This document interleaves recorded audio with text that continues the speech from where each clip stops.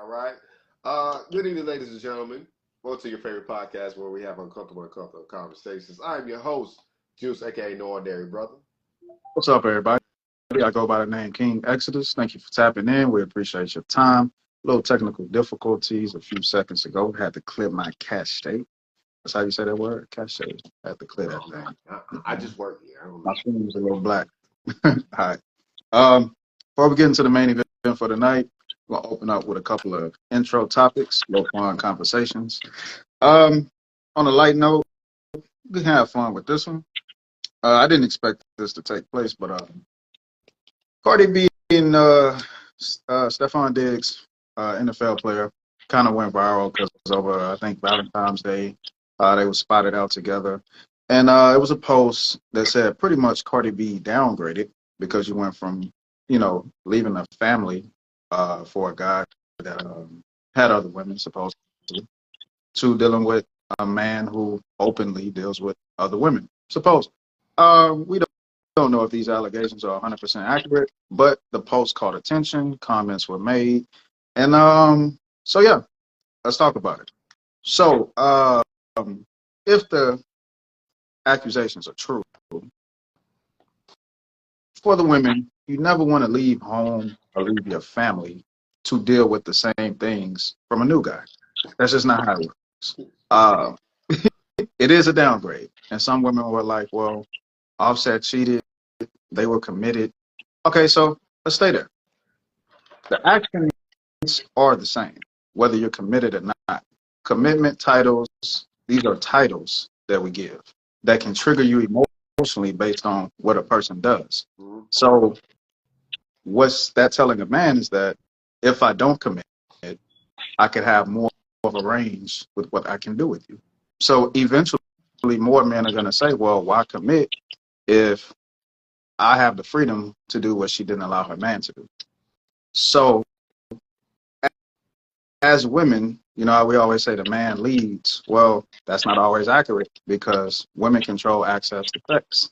So it's funny because the comebacks wasn't, well, she shouldn't be having sex if there's no commitment involved. It was more so of, well, she's at liberty to do what she wants with a man that's coming with less to bring to the table. So that was very, very interesting. We see these type of things happen every day. Well, a woman will leave a man that's offering more to deal with a man that's offering less only because the titles aren't there. So I'll let you give your feedback. Well, I won't say necessarily just titles. I say it's because there's I'm going to say a substitution area that people are looking for, right? They always say, listen, a person who cheats on you, it's got to be lacking something, right? You're not getting the time or you're not getting certain things. And sometimes it's neither one of them.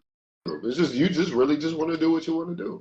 So with me saying all that is more so I don't understand it. I think it's interesting. Like I say it all the time. You leave one cheater to go to the next cheater. I mean, maybe you meant to be with a cheater.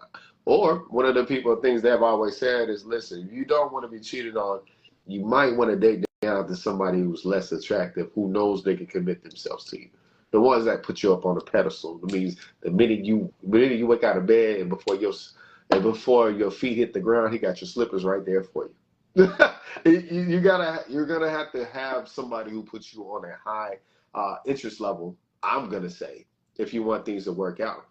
I have always said if you've always been on a basis of interacting with a person who has done necessarily the same things you have seen over and over in relationships, getting something different, and you haven't changed anything about you mentally, you're not going to see a different result. We've seen how Cardi B more so got money, got the fame, more of herself is more liberated. Everything comes out, the way she talks, the way she does the sponsorships. But I would also always give Cardi B her credit is she's very mindful of being a mother. And what I say by that is she don't let her kids listen to her own music, certain types of music. And I'm like, that's amazing to have this type of approach. But do the opposite is what they call it, being a hypocrite. How do you stand on that? But hey, that's just me. Hey, and I keep it G. The guy you just described, he gonna cheat too. Keep it G. That's keep it G.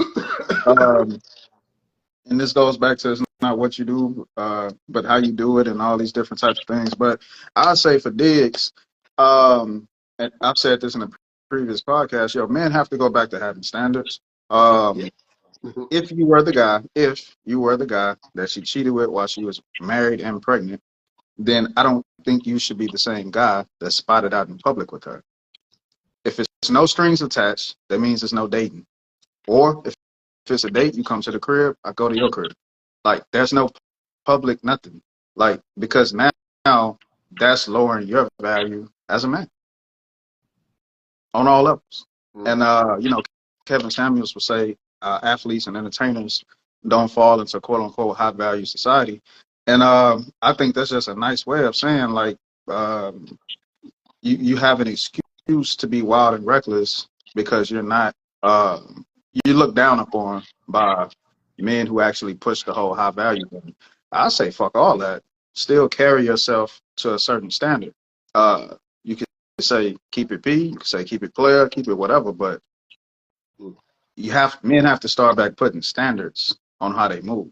Nonetheless, it's probably hard for some of y'all to put standards on y'all dicks, but that's another conversation. But at least put standards on how your image is perceived. You know what I'm saying? So you don't want to be the same guy seen out in public with her if you was also the same guy that was hitting her while she was married and pregnant. Just got to keep it G. But some dudes don't care because they like, I'm getting it. Like, what happened? You know what I'm saying? So I digress. More serious topics. Let's do this one. Trump offered a proposal to Ukraine. Yo, that laugh. Trump offered a proposal to Ukraine for $500 billion, equivalent to their natural resources. And I want in on your natural resources, your natural minerals. Some people felt like it was a bully move. Some people felt like they didn't agree with it. Look, we've sent them over 175 billion just within a certain window of time, just within a certain time space. We really could look at it as like close to 350 billion. That's not a part of the conversation, but nothing is free, and we've stopped this country from being overtaken from Russia. Yo, what's wrong with saying what you have that's most valuable to you, those resources? I need that. I need that. When you needed whatever you needed from America, we gave you that. Now on the back end, fam, you got something that's prestigious and valuable. I need something in return that's equivalent to 500 billion. There's nothing wrong with that. You see a lot of people, it's like, oh, we had weak leadership with Biden, da da da. And I'm not playing complete left or right tonight, but you can't complain when you say I had a weak leader. Now you get a leader that's like, fam, I need something from you. I gave you something. I need something back. That's how life works. Nothing is free. I'm not going to liberate your nation, give y'all billions and billions and billions and billions of dollars, and you don't give me nothing back in return. So at first, the leader of Ukraine, he backed out from the deal. But guess what? He gave in, as he should. So I'll let you give your feedback on that. Man, y'all know I look at things very much on a business perspective. You do need something that's backed up by something. Yeah, I gotta remember all the free money that was going around the United States. People were like, bro, I didn't know we had all this money. Where is this coming from? People was confused. They're like, what? They just print out money? How are they giving this type of money? I was like, well, it's gonna hit us later on in life unless something comes back in return. I said that a long time ago. But you do need to have resources backed up by anything you give out. That's why people are looking for equivalent exchange. Hey, listen, you got TVs.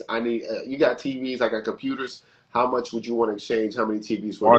Like, bro, barter and trade. It's something that needs to be backed up. And I think a lot of people don't understand the value of having resources or commodities or something tangible or even it's non-tangible to have the access access to it to be able to do the things that you need to do. I think it's genius, to be honest with you. Like, imagine you giving to me so much that I don't give back, and then when you really down, I just be like, well, hey, you gave it to me. I didn't ask for it. I gotta remember there were certain things that people knew people were at war, but everybody has certain alliances. So naturally, you're going to aid your alliance without having to ask. That's just something we have built upon each other. Just like within the brotherhood of the communities And people I was around since I was young. Like it was an alliance. Like, hey, listen, you at war, we at war. You've been down, you down bad, cool. Let me try to pick you up. We had certain things within us that nobody could tell us. Putting our heart on the sleeves. Some of us got burned, some of us didn't. It just was a part of life. We live by certain codes and ethics. And what people don't understand is if you're going to be in a leader position, you have to have code and ethics. You have to have some type of leadership value, morals, codes. You got to have things that's backed up that lets the next person know, okay, if I take over, we got something in place. That's the main thing is leaving something in place for the next person when they step in so they can handle it. Yeah, I got it. Instead of your country giving you anything, we gave another nation billions, and y'all complaining that this man wants something back in return. Y'all talk to y'all family members over $100, over $50, over $40. You know what I'm saying? Like we people kill over $100 or less, and then here you are. You expect a nation to give somebody billions of dollars that they don't even have and get nothing back. Or I tell you, the moral police, y'all got some hella morals.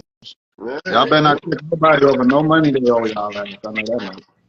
I mean, I still talk about if y'all go back to a lot of things that's transpired within Russia, Ukraine.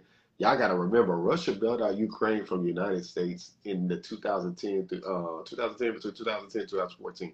We don't talk about that. So, but some people feel betrayed. What was that? If I'm alliance, if I bail you out and you turn your back on me, I need blood. I need something with that. I'm sorry, man. Listen, let's get back to let's go. I need blood with that or something. All right. Another deal. Apple plans to put up $500 billion into infrastructure in Houston, Texas, which would give about 20,000 people jobs. Excuse me. This is in response to Tim Cook meeting with Trump to kind of wave off possible tariffs to Apple. This was like a good play from the CEO. And it's good for the economy because it adds jobs within the economy. And it's things that are going to be produced in America. Once again, don't have a problem with that. If you didn't have the threat of tariffs, then companies wouldn't make plays like this. I think it's two car companies. I want to say Porsche and can't think of the other one, but I think both belong to Volkswagen. Now they're going to produce cars in America. So once again, if you don't have the threat of tariffs, then you don't have companies in a position to where they're going to find out how to produce more things here in America. Once again, if you have a problem with that, I don't know how, but it's bringing back production outside of just tech and AI from America. So, and you got to remember, the whole reason why we took the dollar off the gold standard was because Volkswagen in particular, the Japanese Americans were buying more foreign cars than American produced cars. So that would mean that these other countries would cash out on more of gold from America because the dollar is backed by gold. So this is not a new thing. So in response to that, America did what? Remove the dollar from the gold standard so that other nations wouldn't have access to our gold because we were buying products, cars in particular, from overseas versus American-made cars. So I'll let you do that. Man, God bless Sam Walton. I was going to also say, you got to remember, that was a man that believed in American culture. At one point in time, Sam Walton didn't want no products in his store unless they were American-made. He said, listen, we got to keep feeding our nation. If we put things on the outside, eventually they'll take over. And what we have seen in this economy, a lot of that's been taken over. So, again, with tariffs, like he said, it brings back money to the economy. It gives more job opportunity. I think a lot of people don't understand that job opportunity that's going to be created. Because here we're talking about we don't have enough jobs, but with everything that's coming into source or within the future, it gives nothing but job opportunities. The same people who be like, I don't care for AI, I don't care for certain things, cool. You'll still be able to have a job doing certain things that you want to do because you don't want to adapt. It's going to be there. So to the people that adapt, we understand change is constant. Time is undefeated. People will be people. So it's all about how you're going to pour back into your nation of individuals in order to keep your nation empowered. I don't think people understand things are not just always power based. It's what you can do when you have power. That's the main thing I be trying to get to people. Like what you can do when you have power is very beneficial. And just like somebody said, well, what if they do evil things with power? Okay, cool. But if the point is you have to have that established within yourself. Some of y'all try to make power plays and we don't even know the fuck you are. That. All right, last one. In the political world, I know you hate it. I know you hate it, but we have to do this. 5K from Doge is a possibility. So what happened, for those who don't know, Doge was able to retrieve $55 billion in less than a month of being active from wasteful things that America was spending money on. And so they had the option of giving 20% back to the people and putting 20% towards the $35 trillion debt. And the part of that 20% going back to the people would break down to 5K per taxpayer. You have Democrats that's completely against it. One black woman in particular. Talking about Jasmine. Yeah, that one. Yeah, crazy as hell, right? Because these same people are completely fine with giving away the entire bank to illegal immigrants and funding all types of crazy things, but giving 5K to the people that won't affect the economy in the way that y'all are thinking, because it's not a stimulus, it's not money printed. This is just money that they've retrieved and given back to the taxpayers. The only way that can have a negative impact on the economy, for those who study economics, if people just overly spend because they retrieve the 5K. The way they curve inflation is they want to cut spending, and that can inevitably mean cutting jobs, because the less jobs people have, sometimes the less money they'll spend because they don't have jobs. So that's how they bring down inflation, by cutting spending. So maybe giving everybody $5,000 maybe would increase spending, but it's not a direct effect, like as far as giving out a stimulus, because that's printed money. This is not printed money. This is money collected. Big difference. So I'm all for it. And for people that's like so negative about it, look, I'll put my Cash App in the chat. Y'all can send me that 5K. I'm cool with that. If y'all won't know no money from Trump, I gladly take it. So y'all won't feel convicted about that check. You know, I got you. This is why I'm here for y'all. You got it. Man, listen, don't listen to him. I already mentioned my Cash App on the last episode. So he just piggybacking after me. Listen, I take that 5, make 10, make that 10, make 15, 15 to 20. You know, I just want to do about 5s all the time. You know what I'm saying? Listen, pour back into our business. How about that? You could just give it to us, but we can pour back into the business. We'll put it right there for y'all in receipts, the cameras, the space, whatever you need to make you believe, hey, the 5K went to the business. But you know what I'm saying? But listen, I'm not gonna complain about 5K getting back into anybody's pockets. You know what's funny is nobody once said, well, the 5,000 is going back to the individuals. Well, the rich people should get 5,000. You know, I expect somebody to say that. I would expect somebody to literally say that. Hey, listen, if you're wealthy, you make over 250K, you can't qualify for the 5K. But nobody said that. They literally just say, no, I don't think that's a good idea. See, people want to play the rich game when they want to play things on a beneficial basis. Like, y'all got to understand, I noticed that nobody's mentioning tax brackets for this 5K, right? And we know if you got 1,500, we know what tax bracket you was in. And I used to tell people, like, listen, you bragging about 1,500, remember, you just revealed how much your tax bracket. But this 5K, it doesn't say anything about tax bracket. So, listen, to all my rich people, man, listen, that 5K ain't nothing to you, man. I'll take that too. But let's get back on a serious note when it comes to this 5K situation. It gets a chance to give people the cushion that's needed. You need the cushion. They say what, less than 5%? What they say, less than, what they say, 90% of Americans don't have $500 in their savings account. There's the cushion right there. That 5K is a rainy day for any individual who doesn't have the money. And it also is 5K for people who need the money, who can use the money to do the things they need to do. Like let's not act like people are not in situations where they've been looking for some type of extra income to come in so they can get things moving on their end. Like, I don't never think for myself when I do certain things. I talk about this all the time. Just, Juice back in school next week. You know what I'm saying? One of the things I always talk about is always pouring into myself anytime I get any type of finances or something that's cut back. I have to find a way to maneuver around. Like I said, 5K is going to do a lot. You got to remember, most people, 80% of people are in debt, regardless of the situation. 90% don't have a savings. 90% don't have $500 or more in savings. 80% of the country's in debt. I think it's more than that. So imagine what 5K can do. It might not scratch majority of people, but it's going to help out some people. Let's just give back to the people. Let's decide.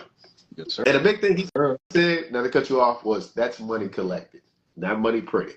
Super difference. Super difference. Big difference. And before we go any further, man, happy birthday to Juice, man. Man, Juice, I'm getting old out here, man. I'm getting old out here. See, I got glasses now, man. I got to wear glasses. Hey, Uncle Juice just had a birthday, Man, y'all. I ain't uncle till 35. I ain't uncle till 35. We gonna keep it straight. Uncle Juice just had a B-Day, y'all. We had a good event, man. Shouts out to everybody that attended. Little personal thing we do yearly, you know, with a couple of the bros. Great thing. Great thing. Mm-hmm. All right, main event. Boundaries are necessary. The introduction to this one, happy B-Day, huh? The introduction to this one would be, I introduce it like this. Kendrick is on his whole rant about Drake. He's not like us. All right.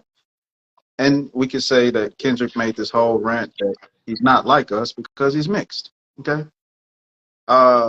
He hates him because he mixed. He can't say nigga, all this stuff. You know, he just hate him.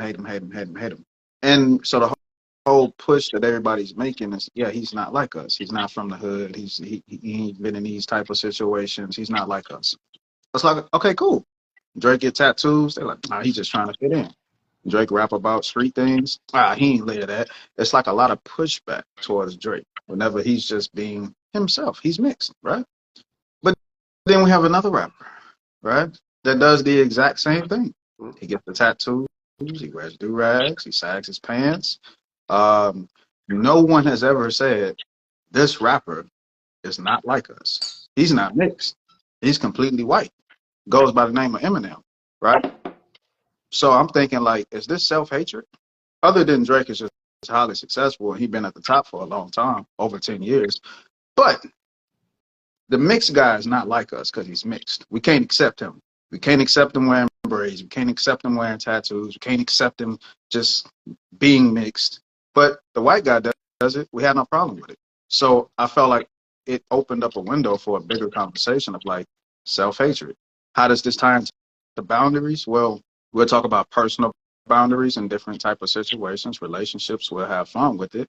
How does this tie into Drake and Eminem? Well, we're going to talk about cultural boundaries. What boundaries should we have on a culture, quote unquote, black people?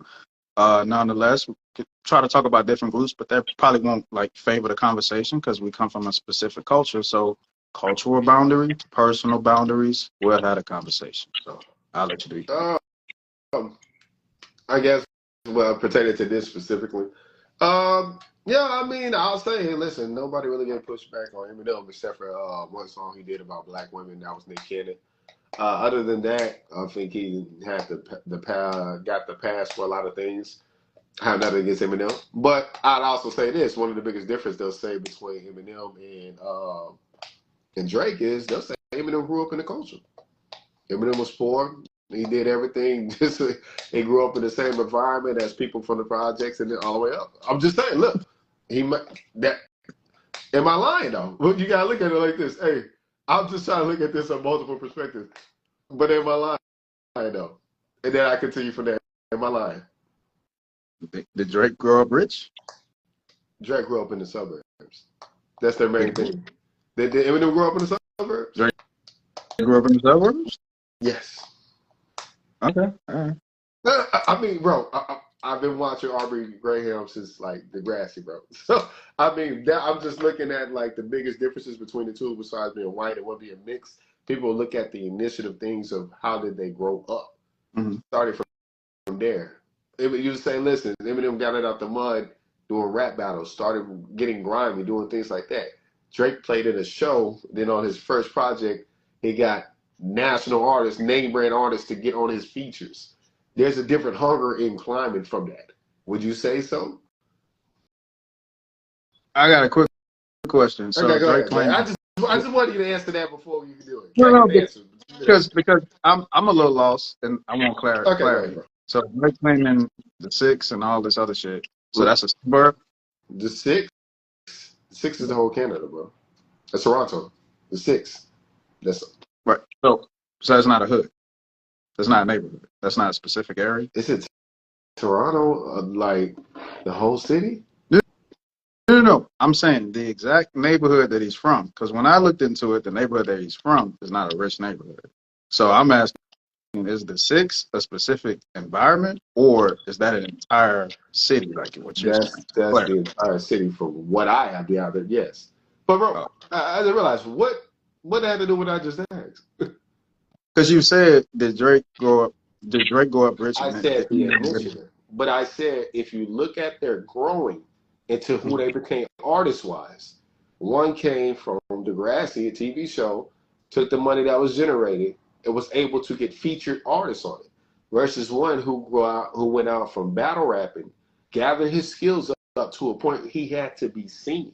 Is it easier to get name brand artists on a feature to get yourself out there than it is to become from battle rapping to move yourself up there to be seen?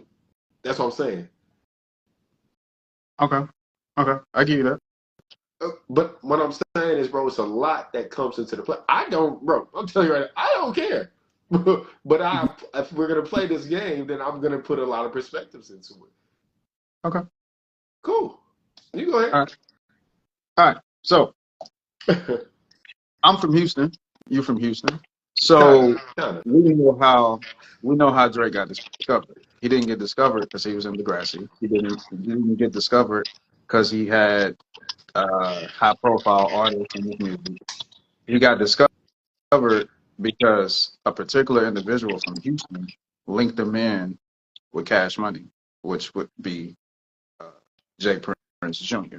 So that wasn't something that was handed to him. He got plugged in by somebody who saw potential in his music. And off his mixtape. Okay, but the mixtape that he got caught, the mixtape or whatever that Jay Prince heard, if I'm not mistaken, this was before the actual mixtape with Trey Songz and all this other shit. Mm-hmm. That came after he was discovered. I've seen videos of the man freestyling in the middle of the street before any mixtape came out. Drake rapping fast, killing it. I mean, completely different from even what he presented in his first mixtape. So I'm not going to say that his career was handed to him. He got discovered by somebody that plugged him into Cash Money. And from there, he put in the work ethic. Why didn't they put him in rap? Why didn't they put him in? Yeah, because he didn't fit the image. They said he didn't fit the image of what they had. So they passed him along to somewhere where his image can flourish. That's a smart. That'll be a smart move. I'll be telling people, why go to a label that doesn't connect with your image and doesn't fit you. I wouldn't go to, like, let's just say hypothetically. Who can I say? I won't say Maybach Music. Let's just Coke Boys Entertainment. Let's just say Yo Gotti. Yo Gotti say, hey, listen, one side of the CMG. I'm be like, bro, that don't fit me. That don't fit me. But I'm saying, you understand, labels create an image for people to adapt and adopt. Or they come to them because they already fit it. Maybach Music, when they found Meek, they was like, oh, God, Meek. Yeah, we need that right there. That's that raw shit. I'm saying labels have an identity attachment at times when it comes to artists that they want to groom up.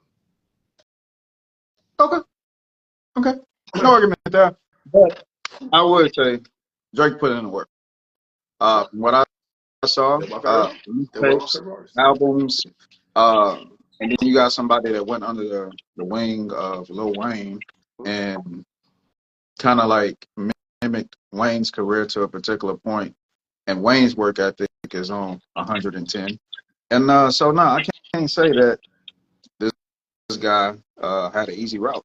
And then I think his route was even harder than Eminem's because let's be real, Eminem was co-signed by Dr. Dre in 1999, early 2000s. That's how long he was signed to Dr. Dre. So immediately the entire West Coast jumped on that. He didn't have to uh, fight for anything once he got signed to Dre. Him actually being white and rapping the way he rapped made it easier because he was out rapping, some of the black people that he was doing songs with on the West Coast.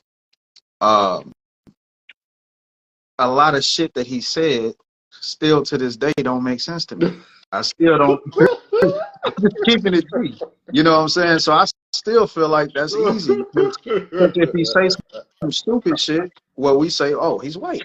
But if he say some dope shit, we like, oh, fuck, he white, he killed it. So I actually feel like it's easier for dude because we don't have high expectations for him because he's white. So when he says, who blah, blah, blah, blah, blah, hotter than the set of twin babies, turning up with the degrees to the mid 80s. That shit don't make sense, but everybody went crazy over it because he was white on a song and he was rhyming and people like so. But Drake, on the other hand, he came out with the singing, the rapping. He really pushes the Houston type of flow. I would kind of feel like in hip hop, Drake got it a little harder. That's just my personal thing. I think Eminem being backed by who he was backed by, and then signing 50 Cent later in his career, it just kind of made him a little bit more untouchable as far as people's expectations and then poking at him. We gave him GOAT status, I think prematurely. Like I say, because of the expectations of him being white. But the whole premise was, look, if we're going to say Drake is not like us, regardless of where Eminem came from, we have to say that he's not like us. It's only fair. Because if we want to play that game and say, well, Eminem grew up poor, we're the same group of people that's the starting point. I'm getting to that's the starting point. Yeah. So we're the same group of people that don't even accept black people that come from the hood in hip hop because we say they didn't do what they claim they did. You're not official in your gang. You're not official in your hood. You ain't got enough bodies. You ain't sold enough dope. This is what we tell black people that actually come from the environment. We on J. Cole ass because he backed out of a beef. J. Cole don't even talk street shit. So he do? J. Cole talk street shit? Nah. You remember what's the song? Tale of Two Cities? Yeah, yeah. It's a tale. It's a story of bro. His name Tale of Two Cities. He got a couple of them songs. He going in. Or you say he's just basically telling stories. It's not him. Okay, yeah. Okay. Like, I could have sworn. Remember when Jay went at Nas? You ain't lived it. You scribbled it from your notepad. That was. Some people felt like, yo, Nas ain't live that shit. He was just telling stories. Same thing with Nas. You know what I'm saying? So same thing with Pac. People say Pac he wasn't from this. He didn't do this. He didn't do that. He went to this high school. Da, da, da. He ain't put in work. He ain't sell dope. He ain't got no bodies. If you're going to be that judgmental of people that look like you, that come from where you come from, you got to be 10 times more judgmental with people that's not even from the race or from the culture. You know what I'm saying? And so I still look at it as self-hatred. That's just how I look at it. So you do your thing. I ain't gonna talk to you. Nah, bro. I'm just kind of like, you keep going at this not like us for I don't know countless times.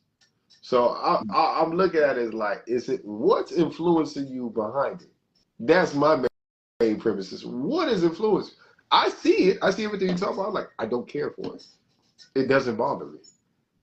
I'm not saying this bothers me either. I just said it opens up a window. It's on a continuous basis. So I'm saying the boundary. Okay, put it like this. Outside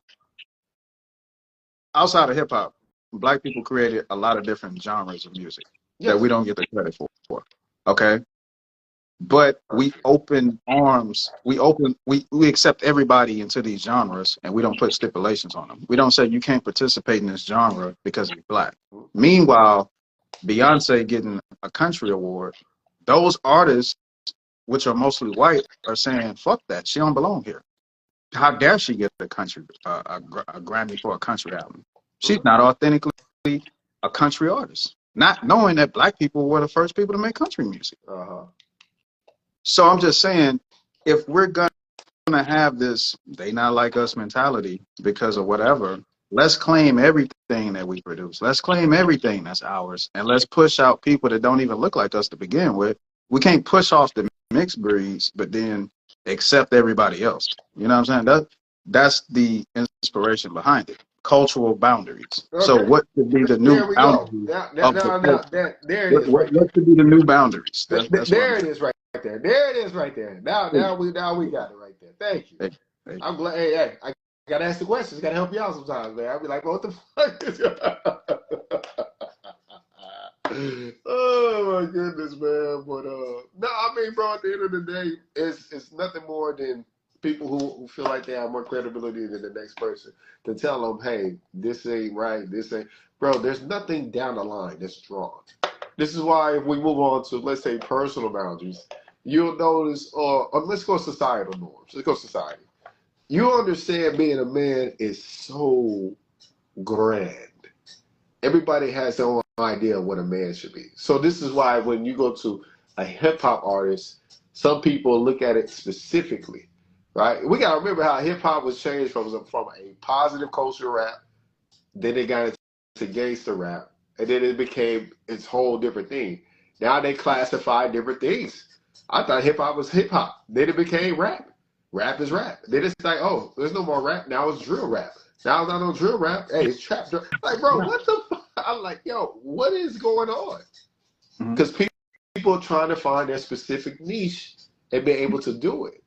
And that's the thing about finding your identity in certain things, that when it's so open and you're trying to just make music or you're trying to do your own thing, you're still going to push yourself in a certain category, right? I remember you said there was a time where the baby was rapping. Now they're saying, oh, you went pop. They said that's why they made the song called Pop Star. He's like, oh, they said I went pop because the way his beats and the way his music start coming out, it started feeling more poppy, just like Drake. Somebody like, is he rap? Is he R&B? Is he pop? Like, what is it? That's why they said that Michael Jackson, I'm right there next to Michael Jackson, I'm about to beat it. Bro, it's just, it's wide, bro. And I be looking at things like, listen, if you don't have cultural influence or nothing is set in stone, stop making up things as you go, bro. That's one of my biggest problems with anything. It's making up things as you go, but there's nothing set in stone for the people beforehand, because they got the past that the next person can't get. You gotta have things that's in motion. So if you don't have nothing in motion and you really can't, how you gonna judge? That's like saying, bro, you and I have been in situations where somebody got a pass and we looked at them like, what you mean they got a pass, bro? Nah, we went through some shit. Like, nah. You got to go through the same thing. That was set in stone. There's nothing set in stone in hip hop, bro. It's nothing. That's why I don't care. All right, let's do this. Just talking about music alone, for people that don't know, one of my favorite things that the artist Santana said was Jules Santana? Yeah, okay. Santana. Yeah, a lot of people don't know that he actually said it. Like, look, this music that I'm making, we got this from African people. A lot of people like to credit it to being Hispanic music, but he said, we got this from Africa. This is African music. There are so many different genres of music that we created. The whole image of a cowboy, if y'all shitting on Beyonce for the whole cowboy thing in country music, you don't have the image of a cowboy without a guy named Bass Reeves. He would be accredited to the first person to portray the image of a cowboy. Do your research. Shouts out to Mr. Reeves.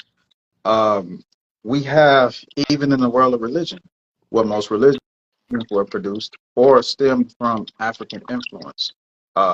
We have Asian culture, where we have Asian religions, Buddhism, et cetera, et cetera. Let's not forget that a big statue of Buddha, the more original, only had locks. 1 + 1 is 2. I live in a world of mathematics. My eyes aren't deceiving me. Before he became this fair-skinned, chubby guy, he was a guy with locks. For those who don't know, Africa and Asia is only disconnected by a small body of water called the Suez Canal. A canal, not an ocean, not a big river, not a huge lake. A canal, Suez Canal.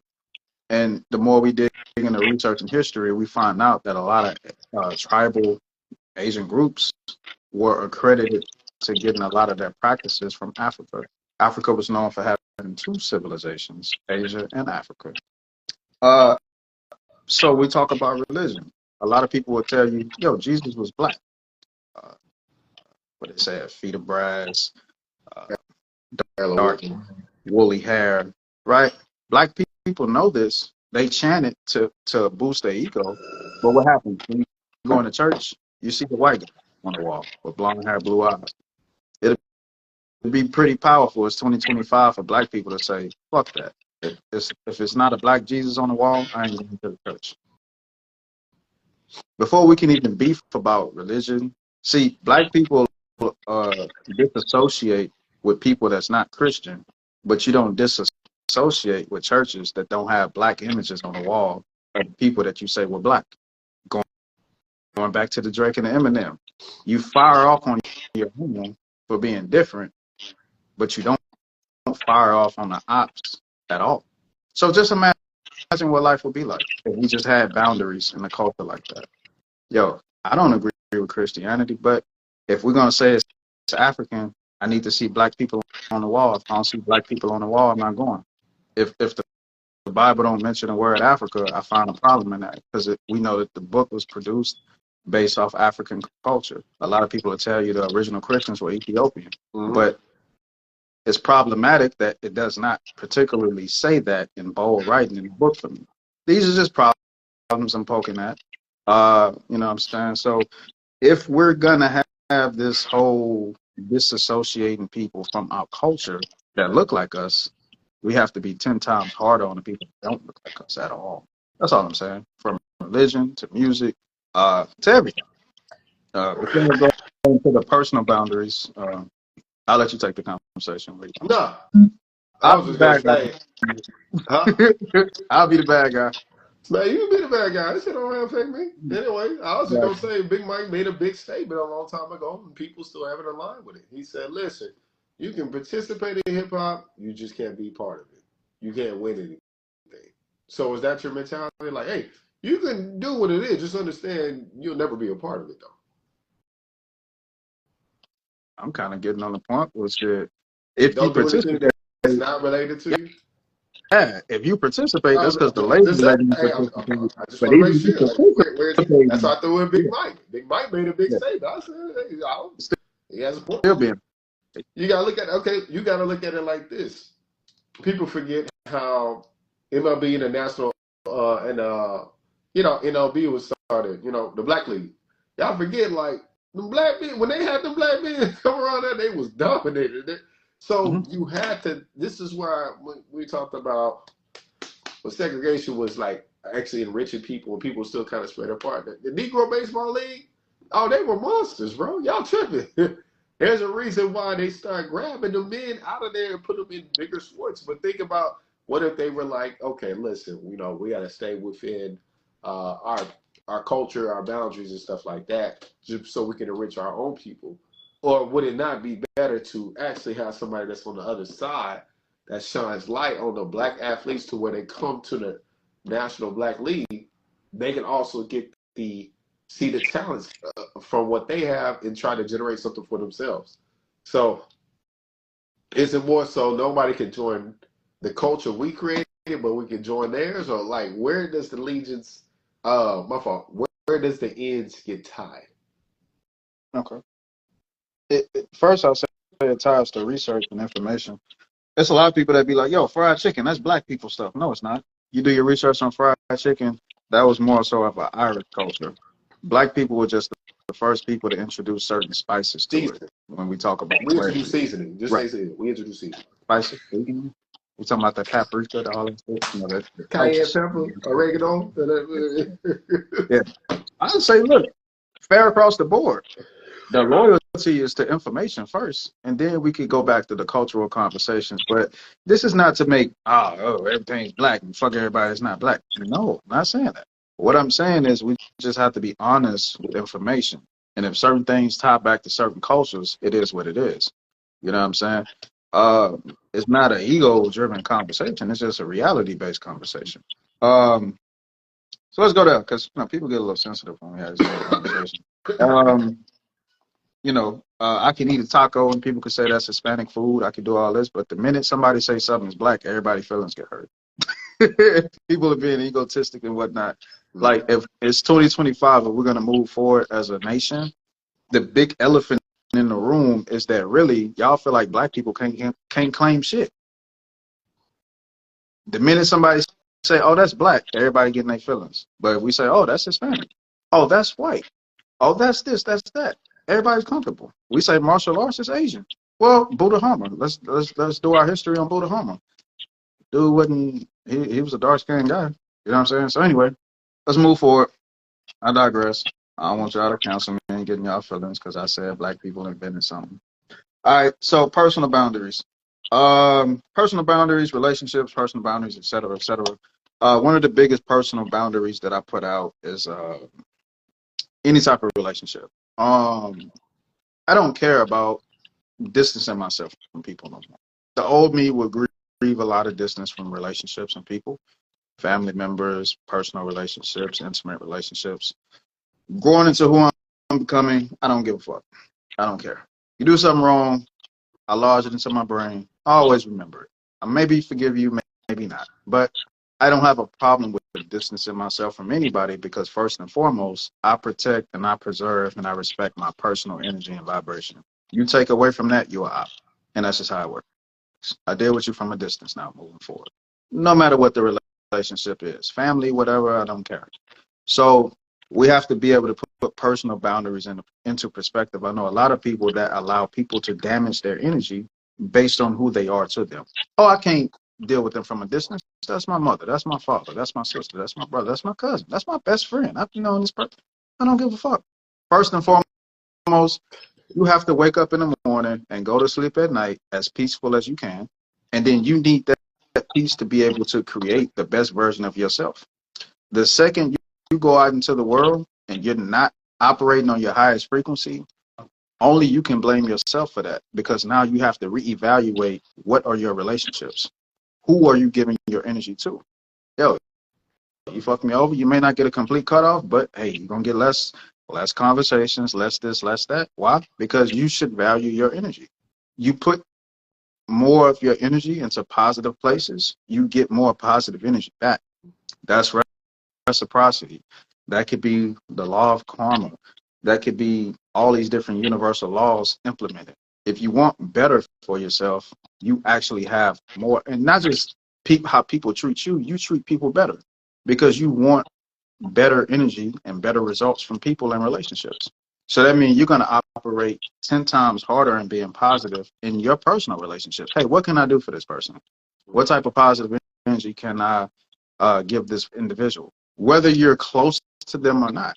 That's just how it works. Just had a little birthday dinner. You know what I'm saying? Little thing we do normally. I say, bet. Cop a bottle of champagne for everybody. Some people drunk champagne. That was like, yo, it was my first time having champagne. That one glass got me a little tipsy. I drunk my other two or three drinks. They ain't even affect me. Champagne had me lit. You know, in my brain and the ego, it's not that, okay, bet, I'm gonna pop out and show niggas. Nope. It was more so of, I want everybody to have a good time. You know what I'm saying? Anybody hanging with me, they know that's my MO. I want everybody to have a good time. So that causes for me sometimes to spend a little bread. You have some people that are so selfish and so centered around their bank account. They're like, I can't do that. They go to gatherings with the whole, well, I ain't gonna do nothing if they don't do nothing, or I'm just going to spend a certain amount. No, I know a lot of people that's like, I want people to have a good time. If that causes me to spend a little bit more money, fine, so be it. Seeing smiles on people's faces, seeing people maybe a little tipsy or not, but just seeing people a little bit more happy within the engagement, yo, bet. Some people like that's why I'm here. You know what I'm saying? Those are sometimes people that can be the life of the party or not. But the impetus is I want everybody to have a good time. You bring high vibrational energy with you, you put the energy out, you get the energy back. So I'll let you do. Oh man, yeah, we go with that.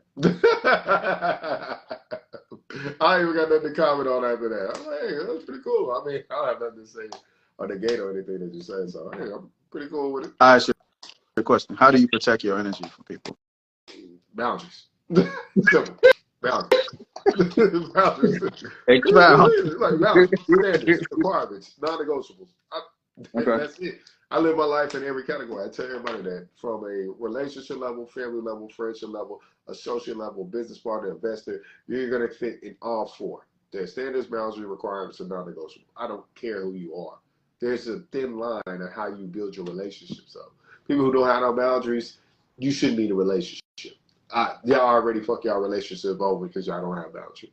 You never had standards. I ain't gonna lie. If you don't have these four, you shouldn't even be in a relationship. I'm gonna be honest. It's pointless. If you don't have a boundary, a standards, a requirement, or anything like that, you're telling people there's no limit on what they can do or what they can do in a relationship. I have had more struggles with people who don't understand boundaries and how to set up standards for themselves as to why they get with me. They be like, yo, you got all these high standards. I'd be like, no, you never had them. You never had standards. This is why you think something is high because you never had it. This is another thing we got to put in perspective. Things you never had, people believe they should have. But at the same time, if you never experienced something on a smaller level, what makes you think you can experience on a higher level? There's things that you gradually increase certain things within your life. It makes sense. I don't ever try to I can't jump to an owner of a fucking company and I don't even understand where I'm at as I'm moving along. I think that's the biggest thing that we got to be able to talk about. Shoot, that's one of the things I preach on. I tell my little girl that, hey, listen, as you move forward, you need to understand what standards, boundaries, requirements, and non-negotiables are.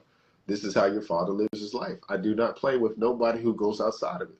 Like I said, like you gotta realize I done been in situations. I left relationships when a woman don't understand that. I done left business opportunities, but I realized, hey, bro, like I'm peeping how you maneuver. This is going to affect the business. Like, no, I don't want to be a part of it. There's things you have to put in play to make sure something can be successful or easy going for yourself. Like I said, any relationship you form with somebody is to make your life easier. And it's really that simple. We form relationships with each other to see who's alike because it makes things easier. We don't have to go through the people we don't have to be around. Like, I don't know. But yeah, the main thing is you gotta have boundaries to protect your energy. Have some standards, you gotta have something in place. Okay, I'm gonna have fun with this point. Go ahead. 50 Cent told a story in one of his books. I can't remember, but it was an actor. I want to say Mark Wahlberg or somebody, but it was an actor that he met for the first time or somebody. And his impression that he left upon this person was that he paid for the tab. Everybody went out to pay. I know exactly what book you're talking about. Okay. Goes back to what I was saying. Everybody want to be a leader, but people don't want to lead in ways that's kind of uncomfortable. That's more precedented and your impact and image. It's not just so leading with your wallet, but it shows a great level of, like I said, responsibility. Are you responsible for a tab? No. But stepping up in a situation completely unnecessary. Sometimes people look at that action and say, that's the guy. Because he didn't have to do that. Some people only step up in situations when it's expected. But sometimes, even when it comes to boundaries, that's putting out an image yo, this person is really on top of their shit. They're really on top of their thing because they're leading in a particular capacity that's not required. That's your biggest leader, the person that does it naturally. So like I said, going back to the boundary conversation, you want to guard your energy, guard your image. One thing that I particularly do that I didn't notice I did is that sometimes I have a tendency of wanting to be a best friend to all of my friends. This goes back to not just having boundaries and how does it tie into boundaries. Everybody wants the best energy out of all relationships. But in a realistic standpoint, you don't get that from your relationships and you got to go super hard in boundaries. Why? Because you don't give that. You can't expect to receive something from people that you don't give. So if you're not treating the people in your life as if they actually have this high value, then 9 times out of 10, you won't receive that value from people. And here we go with people who are saying, well, I got to protect myself from people and I got to do this and I got non-negotiables and I got this and I got that. Well, you're not giving your best to people. It starts within. You know what I'm saying? So I brought up the situation with 50. I brought up the situation where we have people that's like, fam, I want to be a best friend to all my friends. Why? Because I want the energy back from people. So understanding boundaries, sometimes boundaries is not based on how you guard yourself. It's based on the actions that you put out first and foremost. You can't be a selfish MF to people and then overguard yourself for boundaries and then say that's how you moving and operating. No. If you want the best from people, you give the best. My shit, these can be my last 2 points. I can wrap it up. I have a boundary with my IQ and I have a boundary with my sex life. I tie it into the same category. It's certain conversations that I will not have with people because it's too low on the intellectual level. So people kind of have a energy knowing that, yo, if I talk to that guy, I got to come with it. I got to come with something that's of value. Why? Because that's the energy that I project. It was something that I saw on IG today. It was like people that often have small talk. I don't know. They did a little research or study. It said that they have a lower IQ than people that have higher IQs because they engage in small talk. But I do understand that sometimes small talk is a part of networking. I'm not knocking that. But you can overdo the small talk to where that's actually who you are, and it overconsumes your ability to think at a higher level. So what am I saying? If we build boundaries around our IQ, build a strong fence, this will block out a lot of the unnecessary conversations. If somebody call you and they always debating somebody about something, and they always doing this and they always doing that, I don't first and foremost question their IQ. I question, well, fuck it. I ain't gonna be nice. I question their IQ. So I'm like, what kind of conversations are you having? I tried to be nice. You know what I'm saying? I'm in a Facebook group where we have political conversations. And a lot of times I go hard on people. And I then ask the question, like, damn, how did we get here? I'm going to pull it back, but I'll be like, God damn. It's not that I shouldn't be in this group, but I'm engaging in these conversations knowing that the people that I'm talking to don't have my IQ.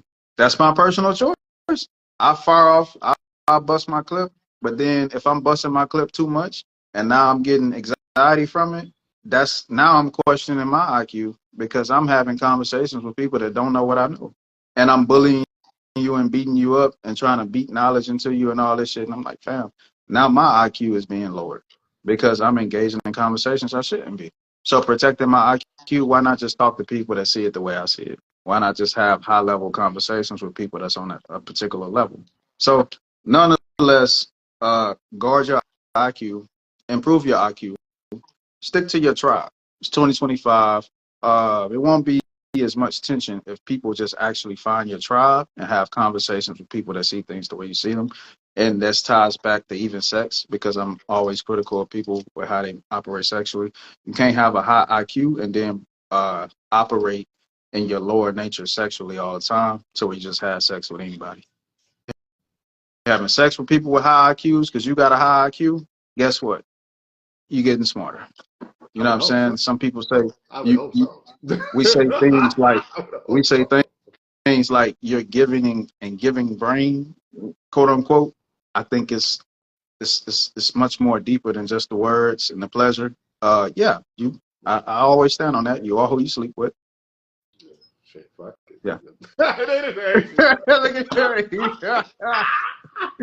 So yeah, you know, saying all this dating down, and I'm just trying to get my rocks off. That's cool sometimes, but yeah, you do. We're in the land of the walking dead right now. You get bit by a zombie, you start moving like a zombie, operating like a zombie. So we want to stay away from the zombies, intellectually and sexually. So you do your thing. I mean, as far as everything you said, the IQ thing is funny. I think it's hilarious. I mean, a part of me is like, can you really lower your IQ talking to people who have less IQ? Then I thought about it. Probably so. I think you. Yeah, I think you definitely can because I have always operated off certain conversations I don't have with people. I think it's ridiculous. So like, we can't even have a good political conversation. Why would I talk to you about who made the best tacos? Who gives a shit? I mean, like it's just certain things that I don't indulge in because it's not who I am. Now, as far as everything he's talking about on the sexual note, he said earlier, like, y'all don't have standards when you did. I'd be laughing my ass off. I'd be telling people, like, you do understand, like, you gotta, if you ever see that person in public again, you gotta look at yourself like, yeah, I can't believe I fucked that. Yeah, you got that. Like, you gotta really walk out there like that, bro. Like, no, I'm not having that. It's certain things about you that certain people should never have access to. If it's nothing more than a conversation and a handshake, that's all they should get from you. But entering the body and just trying to bust one off, like, nah. Nah, nah. I like to, like I said, most like women I deal with, bro. I like dealing with professional women who are somewhat valuable within the market itself. When I say valuable within the market, I'm not talking about sexual market. I'm talking about literally market. They have skills within a company, or they have skills within their self-employment. So anything of that nature. That's more so my type of cup of tea when it comes to dealing with women on a serious basis. But do I know men who just do whatever? Yeah, absolutely. And I'd be laughing at them all the time. But to them, it's more nothing than just lust. It's pleasure. I'll be like, yeah, but sometimes your pleasure can still be dirty. If you're indulging in pleasure so often and you're not really observing who you're getting your pleasure from, I would say, hey, parts of you might be dirty as well. Because you don't try to mix yourself, if you move a certain way, you don't try to, what they say, mix the bloodlines. You ain't trying to mash together. There's certain things you just don't do. But you're cool for conversation. Like, you cool. Like, we can get something to eat, but, like, crossing certain lines, no. Like, one of the main things I used to always ask, I used to do, I tell people this all the time. It's like, listen, sometimes if I'm dating a woman on a serious basis, I would literally be in my room just like this, my little business room. I lock myself in a room for like an hour or two, and just get to work, just to see how they would more so respond. Like, can you actually understand I'm a man that's going to be working a lot if you really decide to deal with me on a serious note? And then you have people that's impatient. You have people that have been like, why'd you call me over here, or why'd I come by? You just busy all the time. It's certain things you need to set up on a standard basis so people know what they're getting involved in. If you're just available all the time and you haven't put nothing into play for them to see, that's problematic already when you're in a relationship because everything's going to seem new. It's going to seem like, oh man, where did this come from? So protect your inner peace and protect your meat. That's one of the main things you got to do right there. You don't have everything in you. Just be careful how you maneuver. All right. On the last note, on the Man, ain't no sexual last note man. That's it, bro. That's it, bro. for the fellas, sometimes society will tell you how many women you engage with sexually makes it okay or not, right? Going Right. back to monogamy and quote unquote. Listen, no matter if it's 1, 2, 3, 5, 10, what you have sex with based on how they act, it shows who you are. If you sexually reward bad behavior and toxic behavior, we could we could do the math and find out, yo, that's a toxic person. So sexually, if you want the best from your woman or women or whatever you got going on, same thing with women and men, your man, your men, whatever, however you rocking, reward good behavior sexually. If everybody's saying, oh, the dating world is so toxic and da da da. Well, guess what? It's toxic because the toxic people still have access to sex. So fellas could talk about the women, oh, they over masculine, they this, they that, they don't listen, you still having sex with them, right? So when abstinence is implemented in those situations, trust me, you take sex off the table for a person, they act right. Because sexually, everybody wants that. Everybody wants sexual pleasure. So fellas, whether you laying pipe or you putting your little Peter into action, whatever you're doing, make them work for that.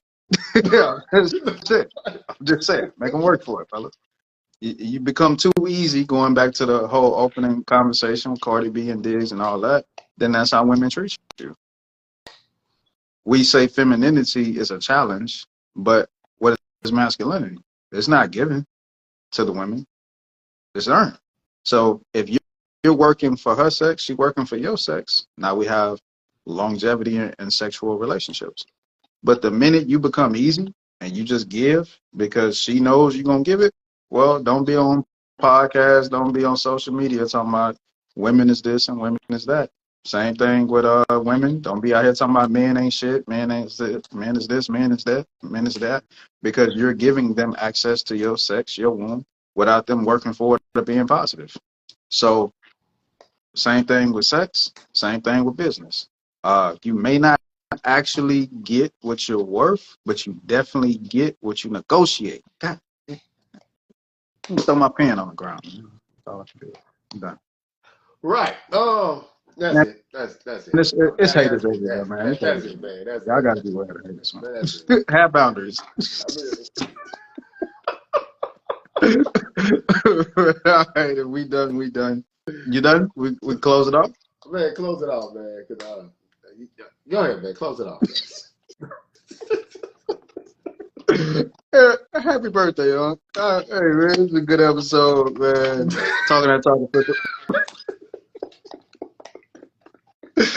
Talking that talk official podcast, where we have comfortable and uncomfortable conversations, and we laugh. We make you laugh, man. None of this is scripted. It's all from the heart. It's all natural. It's all real. Tap into the YouTube. Most definitely follow us on IG, of course. And we out. Peace. Peace.